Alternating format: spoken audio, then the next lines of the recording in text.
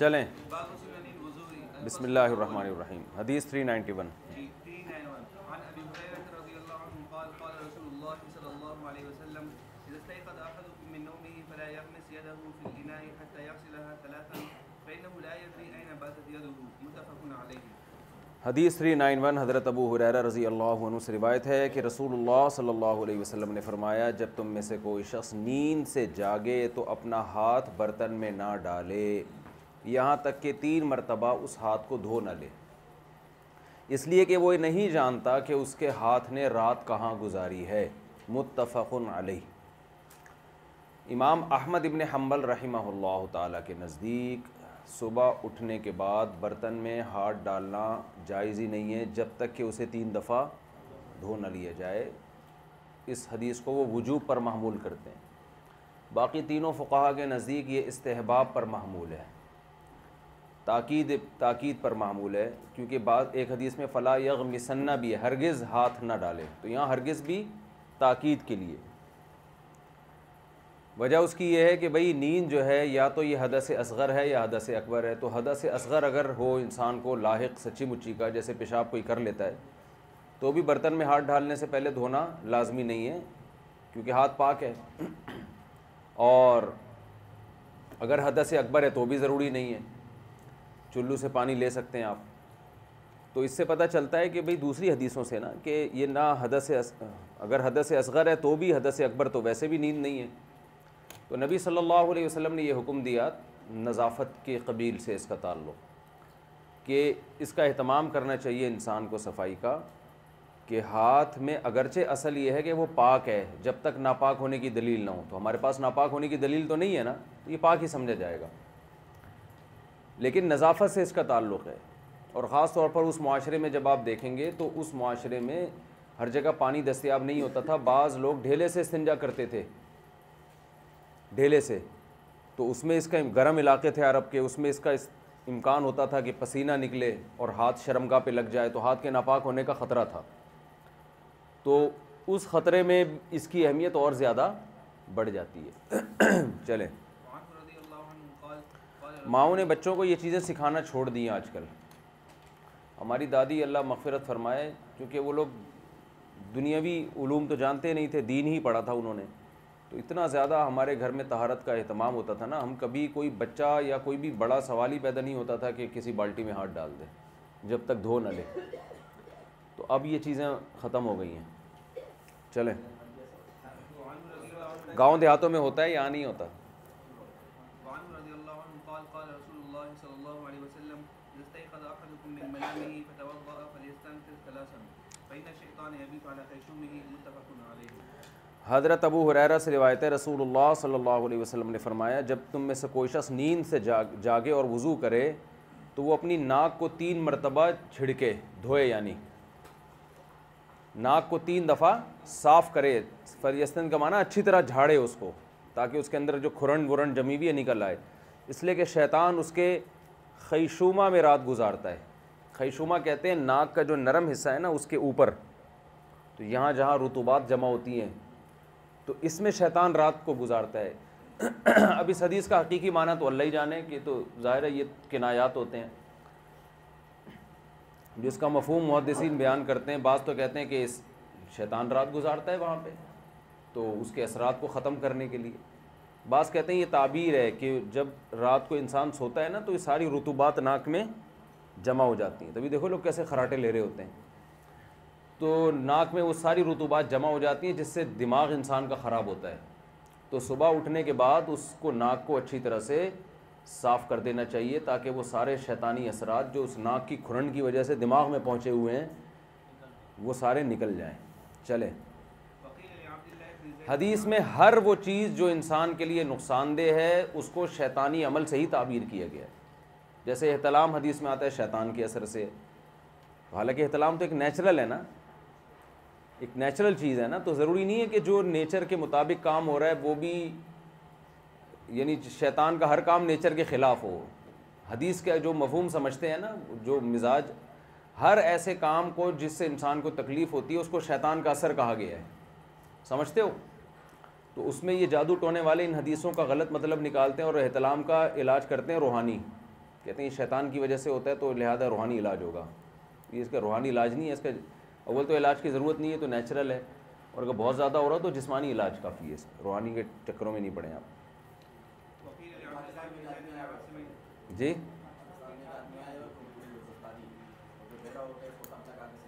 وہ کوئی بہرے کو صحیح نہیں کرتا, وہ پاگل ہے, وہ پہلے سے صحیح بہرے ہوتے ہیں, بنے ہوئے ہوتے ہیں گھننے. بس یہ شعبت بازیاں ہوتی ہیں. چلیں چلیں چلیں چلیں, یہ سب لوگ امریکہ میں نہیں ملیں گے آپ کو, یہ سب پاکستان میں ہی ہوتے ہیں. ہاں تو یہ امریکہ میں نہیں جائے گا, وہاں گورے پکڑ لیں گے, سمجھ جائیں گے یہ کیا الو بنا رہا ہے کس طرح سے لوگوں کو. یہ سب دکانیں یہیں بکتی ہیں, یہ چورن یہیں بکتے ہیں.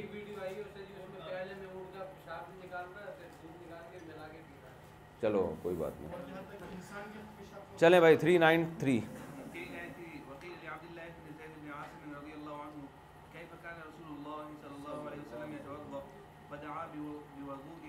وضو کے پانی کو کہتے ہیں, اور وضو کو کہتے ہیں. بہت آسان ہے. عبداللہ ابن زید ابن عاصم سے پوچھا گیا کہ نبی وضو کیسے کرتے تھے صلی اللہ علیہ وسلم, تو حضرت عبداللہ ابن زید ابن عاصم نے وضو کا پانی منگوایا, اپنے ہاتھ پہ انڈیلا, فغسل یدیہ مرتین 2 مرتبہ اپنے ہاتھوں کو دھویا. پہلے نلکے نہیں تھے, لوٹے سے یا برتن میں ہاتھ ڈال کے وضو کرنا پڑتا تھا, برتن میں پانی ڈال کے ہاتھ ڈال یوں کر کے دھویا, پھر 2 دفعہ دھویا.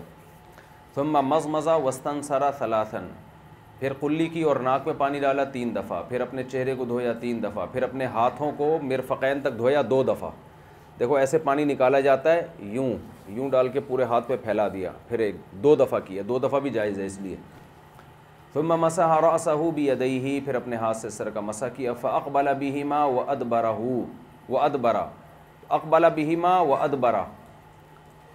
اقبل بهما وادبر کا ایک مطلب تو یہ ہے کہ یہاں سے لے کر گئے پیچھے کی طرف اور پھر پیچھے سے آگے کی طرف, اور ایک مطلب یہ بھی ہے کہ سامنے کے حصے کو بھی اور پیچھے کے حصے کو بھی. تو دونوں طرح حدیث میں ملتا ہے, یہاں سے یہاں لے کر گئے پھر یہاں سے یہاں لے کر آئے, تو دونوں طریقے سے مسح کرنا جائز ہے, 1 دفعہ بھی اور 2 دفعہ بھی. ٹوپی پہلے سے ہٹا لینی چاہیے. اچھا بھائی نہیں بھی ہٹائیں تو بھی ٹھیک ہے, لیکن بہتر یہی ہے کہ تاکہ پورے ہاتھ سے مسح ہو جائے. اچھا وہی بدأ بمقدم راسه ثم ذهب بهما الى قفاه, سامنے کے سر سے شروع کیا اور پھر گدی کی طرف لے گئے. ثم ردهما, پھر واپس اپنے ہاتھوں کو لے کر آئے. حتى رجع الى المكان الذي بدأ منه, وہاں تک لائے جہاں سے مسح شروع کیا تھا. ثم غسل رجليه, پھر اپنے دونوں پاؤں کو دھویا. تو اس میں 2 کا ذکر ہے, حدیث میں تینوں طرح سے وضو, 1 دفعہ بھی 2 دفعہ بھی اور 3 دفعہ بھی. 3 دفعہ افضل ہے, سنت مؤکدہ 3 دفعہ یہ جو آپ کا عام معمول تھا. ویسے بھی 1 یا 2 دفعہ میں پورا اطمینان بھی نہیں ہوتا کہ خشک جگہ رہ گئی ہو. 394 حدیث نمبر.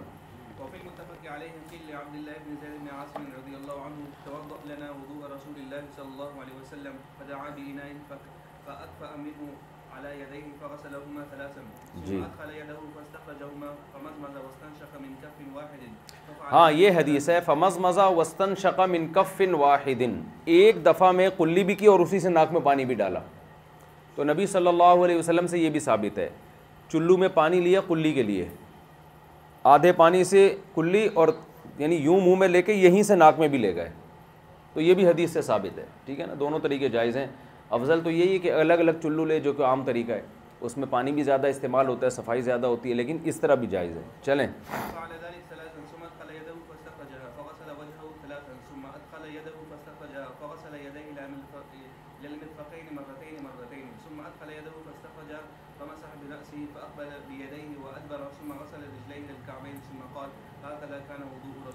آسان ہے حدیث. چلیں ترجمہ وہی ہے اس کا.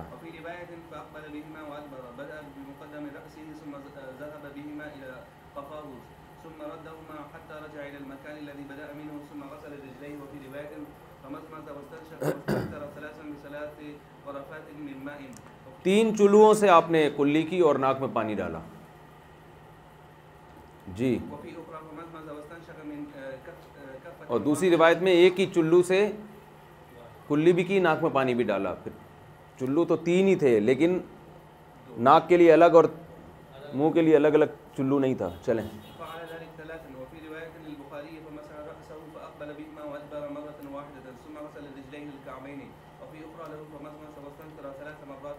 سب طرح سے جائز ہے. چلیں.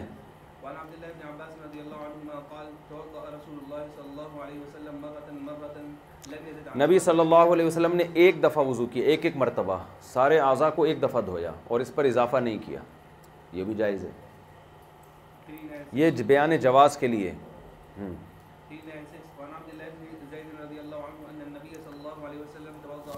دو دفعہ کیا بخاری میں, یہ بھی ہے, تو یہ بھی جائز ہے.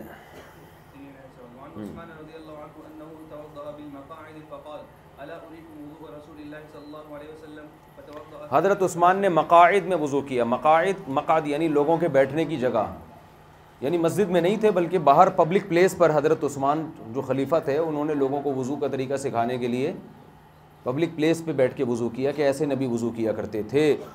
اور پھر اس میں فتوضأ ثلاثا, ہر عضو کو 3 دفعہ دھویا.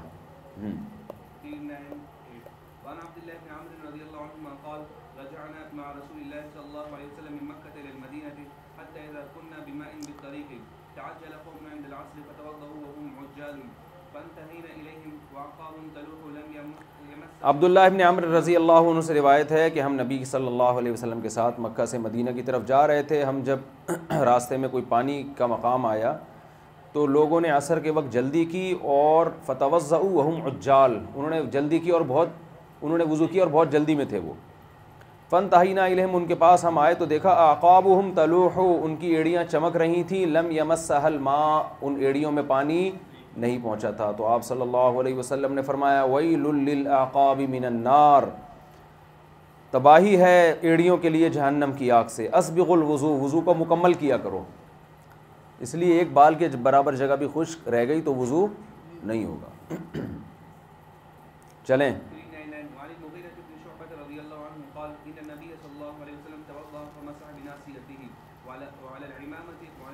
حضرت مغیرہ ابن شعبہ فرماتے ہیں نبی نے وضو فرمایا, پھر اپنی پیشانی پہ مسح کیا اور عمامہ پر مسح کیا اور خفین پر مسح کیا. خفین پر مسح کے بارے میں تو احادیث متواتر ہیں, تو بالکل جائز ہے. لیکن یہ جو حدیث ہے کہ پیشانی پر مسح کیا اور عمامہ پر, تو امام احمد بن حنبل کے نزدیک تو یہ اپنے ظاہر پر ہے. وہ حدیث کے ظاہر کو لیتے ہیں, زیادہ اس میں غور و فکر نہیں کرتے, بس حدیث کا جو ظاہر ہے. کہتے ہیں امامے پر کیا تو وہ کہتے ہیں مسح امامہ پر بھی جائز ہے. حنفیہ اور شافعیہ یہاں ایک طرف ہیں, وہ یہ کہتے ہیں کہ قرآن مجید میں سر کے مسح کا حکم ہے, اور جتنی بھی احادیث منقول ہیں ان سب میں سر ہی کے مسح کا حکم ہے, کہیں بھی امامے کا تذکرہ نہیں ہے. تو اس ایک روایت کی وجہ سے, اور وہ روایت بھی مسلم کی ہے, اس ایک روایت کی وجہ سے ہم قرآن کو چھوڑ نہیں سکتے اور نبی کی جو سنت متواتر ہے اس کو نہیں چھوڑ کر سکتے, کیونکہ نماز کا باب بھی بہت اہم اور وضو کا باب بھی بہت اہم ہے. تو لہذا اس حدیث کی تعویل کی ہے تینوں ائمہ نے, امام مالک نے بھی, امام شافعی نے بھی اور امام ابو حنیفہ نے بھی. وہ تو ویسے ہی قرآن کے خلاف خبر واحد کو حجت مانتے ہی نہیں ہیں. تو وہ کہتے ہیں یہاں یہ مسح بناصیتی کا مطلب بمقدار ناصیتی ہی ہے, مجاز بحث مضاف ہے. یا تو پیشانی سے مراد سر کا اگلا حصہ ہے, یہ والی پیشانی مراد نہیں ہے, سر کا اگلا حصہ. اور امامے سے مراد یا تو اس کا یہ مطلب ہے کہ یعنی راوی کو اس بات کا وہ ہوا ہوگا کہ نبی نے امامہ پہنا ہوا ہوگا اور جب سر پہ مسح کیا واپس امامہ لے آئے تو وہ یہ, کیونکہ ہاتھ امامے پر بھی جاتا ہے نا, پھر بھائی جیسے آپ جب یوں مسح کرتے ہیں اور پھر ہاتھ یوں لے کر آئے تو اس میں دیکھنے میں یہ مغالطہ ہو سکتا ہے کہ امامے پر مسح کیا ہو, یہ عین ممکن ہے. تو راوی کی اجتہادی غلطی بھی ہو سکتی ہے بیان کرنے میں, اور اس کی حدیث میں نظائر ہمیں ملتی ہیں کہ راوی نے کچھ سمجھ کے بیان کر دیا آگے, معاملہ یوں تھا لیکن راوی نے بیان, اس کی مثالیں ملتی ہیں اصول فقہ میں. ہاں, تو حسامی کے لیکچر جو تھے نا ان میں میں نے اس کی مثالیں دی ہیں. خیر, دوسرا اس کا اگر بہرحال اس کو اگر کوئی مسائل ناسیہ پر ہی محمول کرتا ہے تو خبر متواتر اور قرآن کے خلاف ہونے کی وجہ سے اس حدیث کو رد کیا جائے گا, سمجھتے ہو.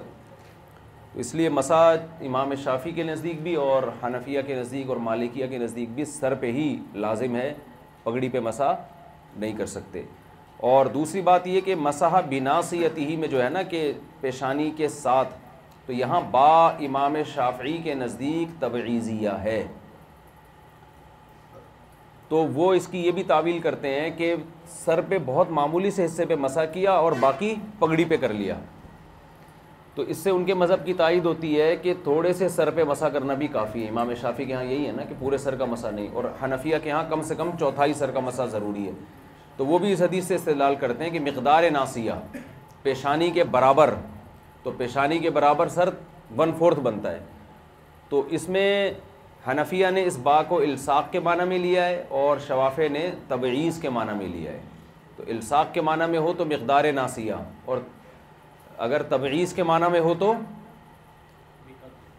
یعنی سر کا بعض حصہ, وہ کوئی بھی ہو سکتا ہے. سمجھتے ہو؟ دونوں کی دلیل بنتی ہے اس میں.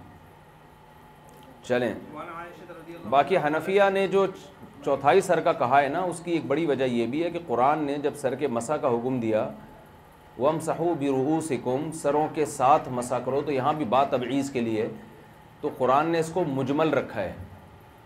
اور مجمل کا بیان اگر حدیث ضعیف سے بھی آئے نا, تو اپنی طرف سے تفسیر کرنے سے بہتر ہے کہ حدیث ضعیف بھی اس کے لیے مبین بن سکتی ہے.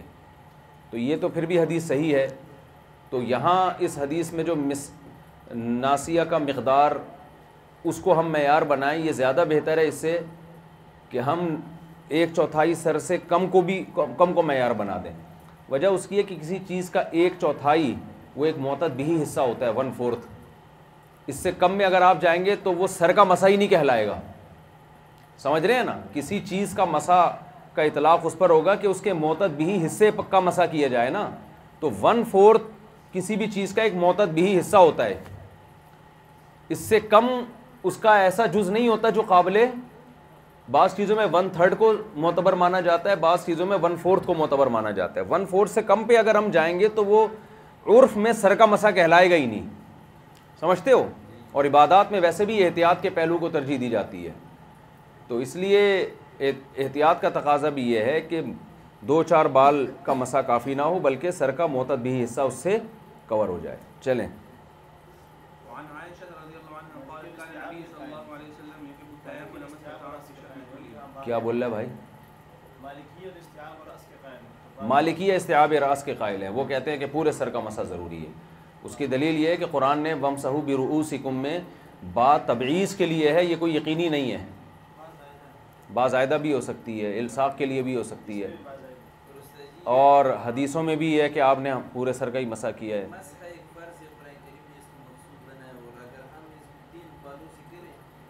نہیں, امام شافعی کا جو مذہب ہے نا وہ 3 بال نہیں ہے. امام شافعی کا مذہب یہ کہ اتنا حصہ جس کو مسح کہا جا سکے. یہ جو ہم نے کہا ہے نا 1 بال بھی ہو جائے 3 بال بھی ہو جائے, ایسا نہیں ہے. اصل جو ان کا مسلک ہے کہ اتنا کہ جس کو بے شک تھوڑی سی مقدار ہو لیکن یہ کہا جا سکے کہ سر کا مسح ہوا ہے. تو ہم یہی کہتے ہیں نا, اسی پر اشکال ہوتا ہے کہ 1/4 سے بھی کم اگر کوئی مسح کرتا ہے تو عرف میں اس کو وہ تو ویسے ہی ہو جاتا ہے. ٹھیک ہے نا؟ چلیں, بہرحال جی سب کے اوپنے دلائل ہیں, لیکن اس پر سب کا اتفاق ہے کہ سنت مؤکدہ یہی ہے کہ پورے سر کا مسح کیا جائے. سنت مؤکدہ یہ تو کہیں مجبوری میں سفر میں آدمی یا کوئی سر پہ کچھ مسئلہ ہو, اس کے پگڑی اتارنا ممکن نہ ہو, یا کوئی 10 مسائل ہوتے ہیں انسان کے ساتھ. اصل یہی ہے کہ پراپر طریقے سے پورے سر کا مسح کیا جائے. چلیں, وعن عائشة رضی اللہ عنہ قالت كان النبي صلی اللہ علیہ وسلم يحب التيمم لما استطاع في شأنه كله في ظهوره وترجله وتناوله. حضرت عائشہ رضی اللہ تعالی عنہ فرماتی ہیں کہ نبی صلی اللہ علیہ وسلم ہر چیز میں دائیں طرف کو ترجیح دیا کرتے تھے جتنی آپ میں جتنی استطاعت تھی. طہارت میں بھی یعنی وضو کرنے میں بھی, اور سر میں کنگھا کرنے میں بھی پہلے دائیں طرف کی مانگ نکالتے, اور وتنعلہ جوتا پہننے میں بھی.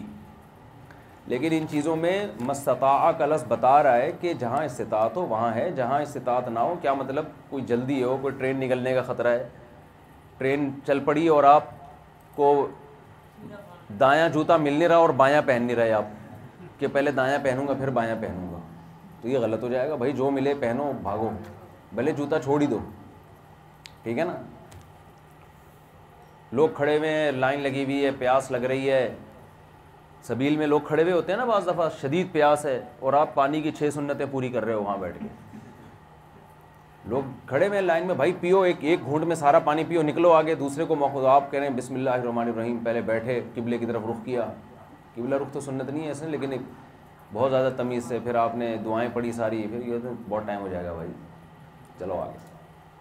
یہاں دو انتہائیں ہیں. ایک لبرل لوگ ہیں جو ان چیزوں کا خیال ہی نہیں کرتے، کہتے ہیں ہم کیوں دائیں سے کھائیں، بھائی لیفٹ سے بھی کھا لو، دایاں سر کا مانگ پہلے کیوں نکالیں؟ تو بھائی تمہیں کیا تکلیف ہو رہی ہے؟ اگر بال بنانے ہی ہیں تو یہ والی سائڈ پہلے بنا لو، اس میں کیا جا رہا ہے؟ یہ بھی تکبر ہے. کتنا ٹائم لگتا ہے کہ کام کی ابتدا دائیں طرف سے کی جائے، دایاں چپل پہلے پہن لو، کیا جا رہا ہے اس میں؟ وہ کہتے ہیں نہیں یہ کیا مولویوں نے مصیبت میں ڈال دیا لوگوں کو. مصیبت کی کیا بات ہے بھائی؟ دونوں چپل دونوں جوتے رکھے ہوئے ہیں، رائٹ والا پہلے پہن لو. آپ نے پینٹ پہننی ہے کہ پہلے دائیں پاؤں پہلے ڈال دو، اس میں کیا جا رہا ہے؟ تو یہ تکبر ہے کہ پیغمبر کی بات کو کوئی ویلیو ہی نہ دینا. اور دوسری طرف انتہا جو جاہل قسم کے صوفی ہوتے ہیں، جو پڑھے لکھے نہیں ہوتے، ان کی ہے. وہ دائیں کو اتنی ویلیو دے رہے ہوتے ہیں کہ آدمی بہت بڑی ٹینشن میں لوگوں کو ڈال دیتے ہیں، وہ ایک مصیبت میں پھنس جاتا ہے انسان. چلو بھائی. الفصل الثاني عن ابي هريره رضي الله عنه قال قال رسول الله صلى الله عليه وسلم اذا لبستم واذا توضأتم فابدأوا بايامنكم رواه احمد وابو داود. کہاں ہے حدیث بھائی؟ حدیث کہاں گئی؟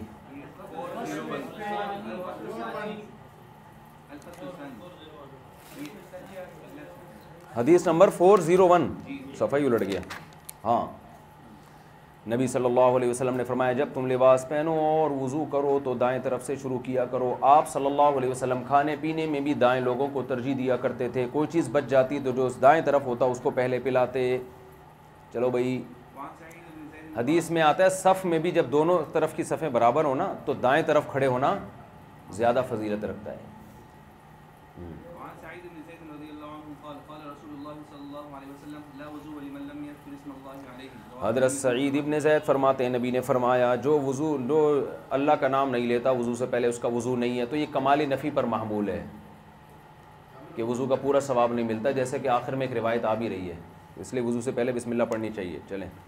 404 والدارمي عن ابي سعيد الخدري رضي الله عنه عن ابيه وزاد في اوله لا صلاه لمن لا وضوء له. جی، لقیط ابن صبورہ رضی اللہ عنہ فرماتے ہیں، وعن لقيط بن یہ صبرہ ہے، صبرہ ہے، ہم نے تو صبورہ پڑھا تھا. چلو صبیرہ، لقیط ابن صبیرہ. قال قلت يا رسول الله اخبرني عن الوضوء قال اسبغ الوضوء وخلل بين الاصابع وبالغ في الاستنشاق فی الاستنشاق. یار عبارت تو صحیح پڑھا کرو نا، ابھی تک آپ وہ بالغ فی الاستنشاق ہوگا، فی الاستنشاق. چلیں، حمزہ وصلیہ ہے نا. الا ان تكون صائما. حضرت لقیط ابن صبیرہ رضی اللہ عنہ سے روایت ہے کہ رسول اللہ صلی اللہ علیہ وسلم سے میں نے پوچھا کہ آپ مجھے وضو کا بتائیں، تو آپ نے فرمایا وضو کو مکمل کیا کرو، اپنی انگلیوں کے درمیان خلال کیا کرو. ایسے خلال ہوتا ہے، اس طرح تبلیغ والے یوں کر رہے ہوتے ہیں، دیکھا ہوگا نا آپ نے، اتنا بس یوں کافی ہے، ایسے خلال. اور استنشاق میں مبالغہ کرو، یعنی ناک میں پانی ڈالنے میں مبالغے کا مطلب یہ نہیں کہ دماغ تک جو وہمی لوگ چڑھا دیتے ہیں، یعنی صرف اتنا سونگنا کافی نہیں ہے، ناک کے نرم حصے تک اس پانی کو پہنچاؤ. الا ان تکون صائما، الا یہ کہ تم روزے دار ہو. وہ استنشاق تو کلی کو کہتے ہیں، مزمزہ کہتے ہیں کلی کو. ناک میں پانی ڈالو، ٹھیک ہے. روزہ ہو تو زیادہ نہ کھینچیں اس کو، ویسے بھی نہ کھینچیں زیادہ، وہ دماغ میں چڑھ جاتا ہے. وہمی لوگوں کو دیکھا ہے نا، پورا ایسے پروگرام پیش کر رہے ہوتے ہیں وہ. وفي قول بين الاصابع.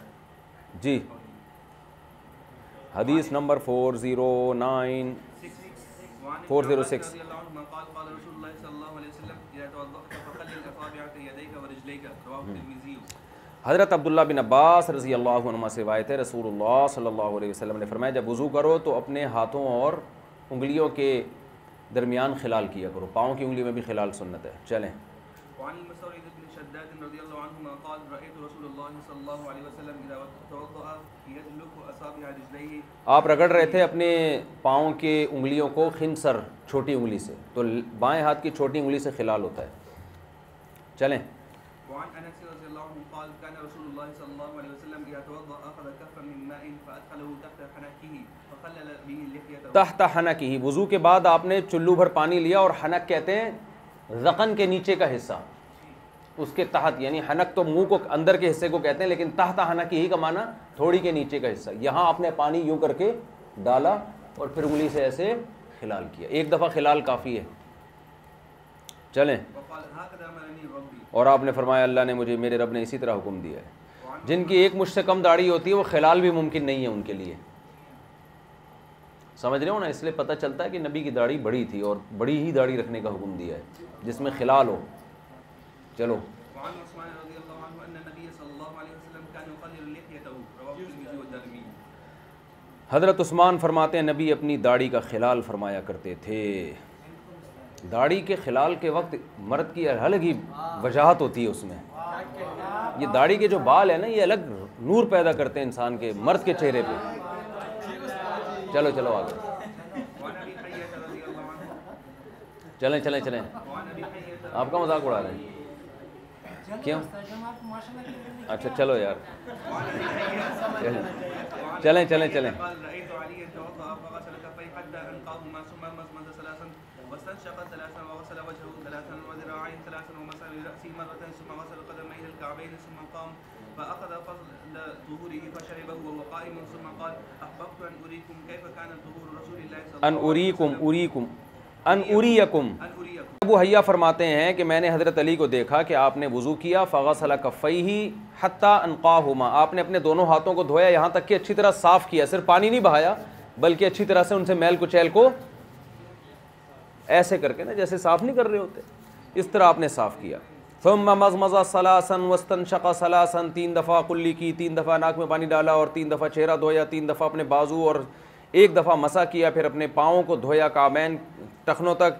پھر آپ کھڑے ہوئے اور جو وضو کا بچا ہوا پانی تھا وہ آپ نے پیا کھڑے ہونے کی حالت میں، اور فرمایا میں نے یہ چاہا کہ میں تمہیں بتاؤں کہ نبی صلی اللہ علیہ وسلم کیسے وضو کیا کرتے تھے.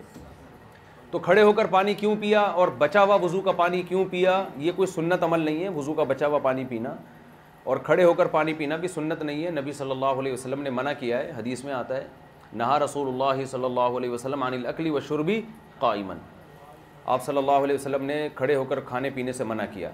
دوسرے اس کے مقابلے میں حدیث عبداللہ بن عمر کی، وہ فرماتے ہیں ہم نبی کے دور میں کھڑے ہو کر کھایا پیا کرتے تھے، بلکہ ہم چلتے ہوئے کھا لیا کرتے تھے. تو دونوں حدیثوں میں تطبیق ایسے ہوگی کہ کچھ چیزیں ایسی ہیں جو ایک ہوتا ہے پراپر کھانا، وہ تو چلتے پھرتے کھانا بے ادبی ہے. وہ جو ہے نا جیسے ایک ہوتا ہے آدمی چلغوزے کھا رہا ہے، کھجوریں کھا رہا ہے، وہ تو سفر کے دوران بھی کھا سکتا ہے، نیم کو کھا رہا ہے. تو کھانا پراپر طریقے سے وہ بیٹھ کر کھانا ہی سنت ہے، ہمیشہ نبی نے بیٹھ کے کھایا ہے، اور وہ جو نہا عن الاکل والشرب قائما وہ اسی پر محمول ہے. باقی حضرت علی نے کیوں کھڑے ہو کر پیا؟ بیان جواز کے لیے کہ یہ بھی کوئی حلال و حرام کا مسئلہ نہیں ہے، جائز ہے. وہ آداب ہیں جو نبی نے سکھائے ہیں کہ بیٹھ کے کھانا پینا چاہیے، تو ادب کو ادب ہی کے حد تک رہنے دینا چاہیے. رہا وضو کا بچا ہوا پانی، تو یہ اتفاق سے بھی ہو سکتا ہے آپ کو پیاس لگ رہی ہوگی تو آپ نے کہا چلو بھائی یہ والا پانی پی لو.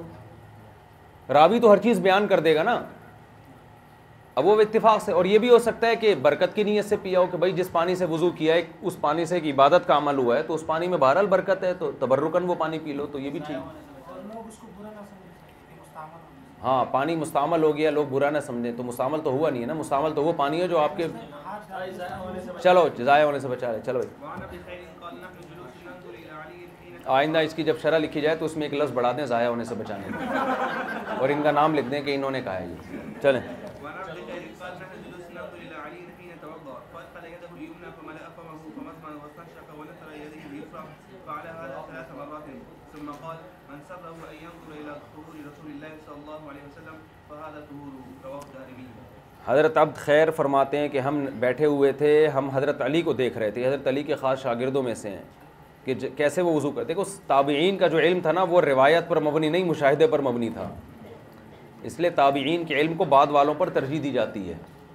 تو مجتہدین یہ تابعین تھے، تبع تابعین تھے، ان کا علم مشاہدے پر مبنی ہے. بیان کرنے میں انسان سے غلطی ہو سکتی ہے، دیکھنے میں غلطی نہیں ہوتی. تو کیسے صحابہ کو اپنی آنکھوں سے دیکھ کے بیان کر رہے ہیں؟ کہتے ہیں ہم نے دیکھا، ہم حضرت علی کو دیکھ رہے تھے یہ وضو کیسے کرتے ہیں.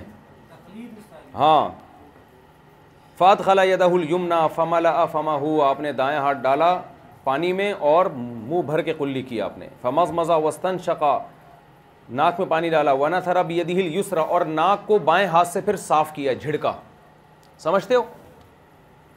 فعل هذا 3 مرات ثم قال من سره ان ينظر الى طهور رسول الله صلی اللہ علیہ وسلم فهذا طهوره، جو چاہتا ہے کہ نبی کے وضو کے طریقے کو دیکھو تو یہ طریقہ. یہ پورا بھی نہیں بیان کیا، مختصر. چلیں. وعن عبد الله بن زيد رضي الله عنه قال رأيت رسول الله صلى الله عليه وسلم مثمن واستنشق من كف واحد فعل ذلك 3. جی ہاں وہی حدیث ہے. چلیں. وعن ابن عباس ان النبي صلى الله عليه وسلم مسح برأسه وأذنيه. دیکھو یہود و نصارہ کے پاس وضو کا طریقہ محفوظ نہیں ہے. ہمارے پاس کتنی سندیں ہیں، کتنی سندیں، ہر سند دوسری حدیث سے مختلف ہے کہ اس طرح وضو کیا، اس طرح وضو کیا، اس طرح وضو کیا، اور سب مشترک ہے، ایک ہی بات سب میں، ایک ہی طریقہ بیان ہو رہا ہے. تو اسلام پر عمل کوئی کرے گا نا تو علی وجہ البصیرہ کرے گا، واقعی بھائی یہی طریقہ ہے. یہود و نصارہ کے پاس نہیں پتہ کہ کیسے وضو کیا تھا، ان کو کچھ بھی نہیں پتہ بیچاروں. چلیں. وعن ابن عباس رضي الله عنه ان النبي صلى الله عليه وسلم مسح برأسه وأذنيه باطنهما بالسباحتين. بلکہ 1400 سال پہلے کی کوئی شخصیت ایسی نہیں ہے جس کی کیفیات کو، جس کی تاریخ کو اس طرح سے محفوظ کیا گیا ہو. کوئی ہے ہی نہیں دنیا میں. حضرت عبداللہ بن عباس فرماتے ہیں نبی صلی اللہ علیہ وسلم نے سر کا مسح کیا اور اپنے دونوں کانوں کے اندر کا مسح اپنے شہادت کی انگلی سے کیا، اور کانوں کے باہر کا حصہ انگوٹھے سے کیا. کانوں کا باہر یہ ہوتا ہے نا، تو اس طرح سے یوں. بچپن میں بڑا مزہ آتا تھا، یہ کانوں میں جو راستے ہیں نا، ان سے ہم پورا گاڑی کی طرح یہ انگلیاں چلاتے تھے یوں کر کے. آخر میں انڈا موڑ پہنچا یہاں پہ. چلو. وعن ربيع بن معاوية رضي الله عنهما أنها رأت النبي صلى الله عليه وسلم يتوضأ قالت فمسح رأسه ما أقبل. ربیع بنت معوذ. اچھا کمال کی بات یہ کہ احادیث میں جتنی راوی خواتین ہیں ان میں ایک بھی ضعیف نہیں ہے. کوئی ایک خاتون بھی حدیث میں ایسی نہیں ہے جو حدیث میں جو جتنی بھی بعد میں، چلو صحابیات تو صحابیات تھیں، تابعی، تبع تابعی، کوئی بھی حدیث میں جب کسی مرد کا تذکرہ آتا ہے نا روات میں، تو اس کی بحث ہوتی ہے یہ ثقہ تھے، عادل تھے، حافظہ کمزور تھا، حافظہ قوی تھا، مدلس تھے. لیکن جہاں کہیں عورت کی بات آئے گی نا تو وہ تمام عورتیں ثقہ ہیں. کمال کی بات، یہ اتفاق ہے.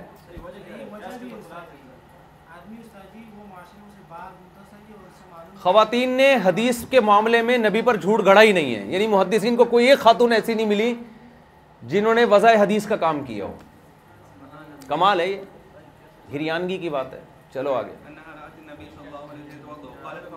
اس سے یہ بھی الزام کی نفی ہوتی ہے جو غیر مسلم لگاتے ہیں تمہارے یہاں معاشرے میں عورتوں کو پیچھے رکھا گیا ہے. بھائی انصاف سے کام لیا گیا ہے. محدثین کو عورتوں میں کوئی ضعیف خاتون نہیں ملی حدیث بیان کرنے میں جو کامل الضبط نہ ہو یا عادل نہ ہو، تو تمام عورتوں کو ثقہ قرار دے دیا اس نے. اگر مسلمانوں میں عورتوں کے ساتھ امتیازی سلوک ہوتا تو مردوں میں تو کذاب اور دجال کے تانے بھی ملیں گے آپ کو، بڑے بڑے محدثین پر ملیں گے. کسی نے کہا کہ وہ محمد ابن اسحاق کے بارے میں کیا کہا ہے، اتنا مشہور راوی ہے. امام مالک کہتے ہیں مجھے حجر اسود اور بیت اللہ کے سامنے کھڑا کر کے کہا جائے نا، یہ کہ میں کہوں گا وہ دجال تھا، یہ کذاب تھا. اور امام بخاری کہہ رہے ہیں امیر المومنین فی الحدیث. ٹھیک ہے نا. تو ہر طرح کے تبصرے مردوں پہ ملیں گے، عورت پہ کوئی تبصرہ نہیں ملے گا آپ کو. سب ثقہ. چلیں چلو چلو چلو.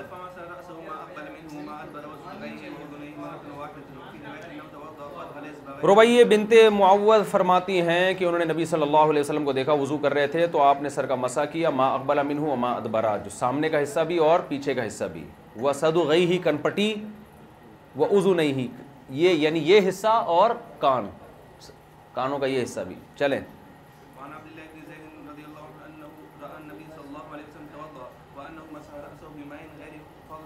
اچھا فادخل اصبعیہ فی جحری اذنیہ، اپنے کانوں کی جو جوہر ہے نا، سوراخ ہے، اس میں آپ نے انگلیوں کو ڈالا. تو کانوں کے اندر کا جو سوراخ ہے اس کو بھی آپ صلی اللہ علیہ وسلم صاف کیا کرتے تھے.